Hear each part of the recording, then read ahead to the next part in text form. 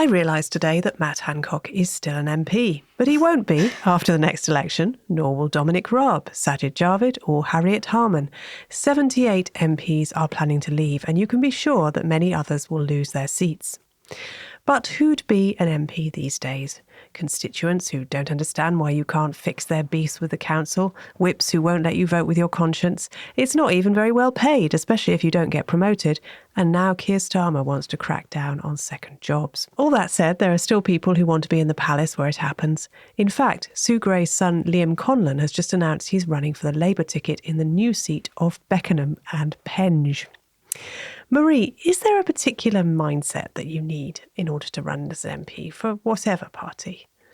Oh, there is. I think you've got to be quite weird. But I know it's a weird one. I'm kind of wary of saying, every political candidate is the same. But, actually, what I will say, Ros, I am delighted you've asked this question because I recorded a bunker on exactly this a few months ago. This man did a study to try and see how MPs differ from the general population, and they do actually have slightly different personalities in ways that are very interesting. Again, it would be, I think, too long to explain in one thing. But long story short, yes, they are different from They are different from kind of like the rest of the world. And B, I don't know, in what ways? I think that's a thornier question because again, all 650 are not the same. But definitely, I think nearly all of them like attention. You do meet the very occasional MP who clearly doesn't. It's like, why are you here?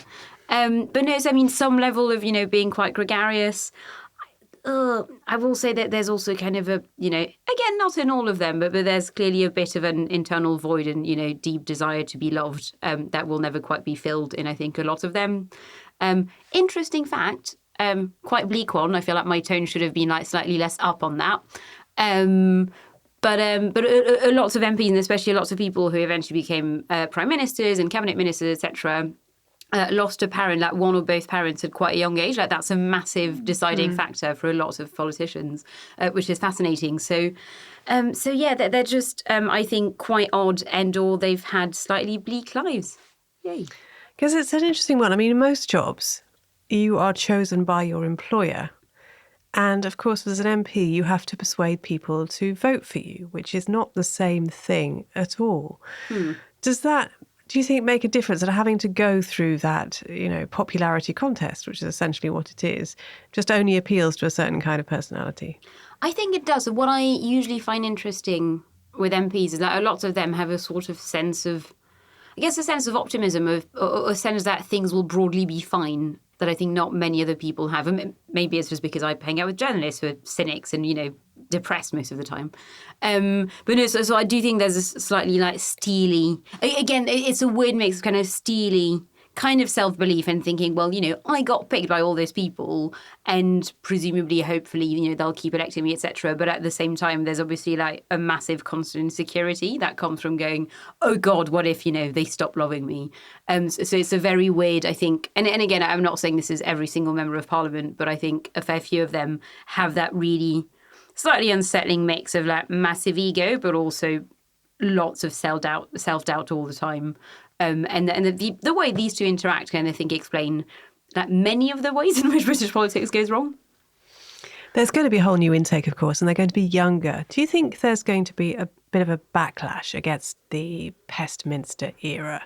Because younger people do tend to drink less. They do tend to have less sex.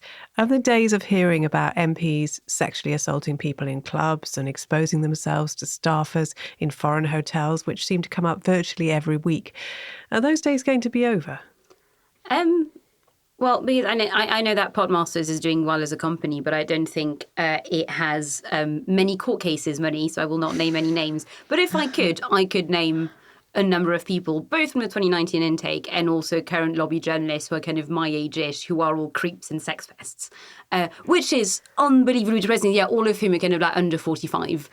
So far, the culture is not changing. So even people who've, come into Westminster in that whatever job over the past few years, there's still a faction of creeps within that. So will it change? Maybe, but I'm not. And I think I've actually found that acutely depressing, that whatever I've heard specifically allegations or stories against people who are kind of like in their 30s, because, you know, because it just feels like things will never change. So no, I regret to say I don't think it'll be stamped out entirely. I do think, so I think you'll lose the kind of, so there's lots of different genres of creep, aren't they? Lots of flavours.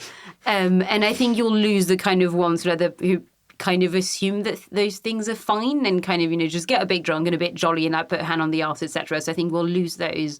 But I think the actual sort of, you know, psychopaths and sociopaths, annoyingly, will keep being drawn to politics.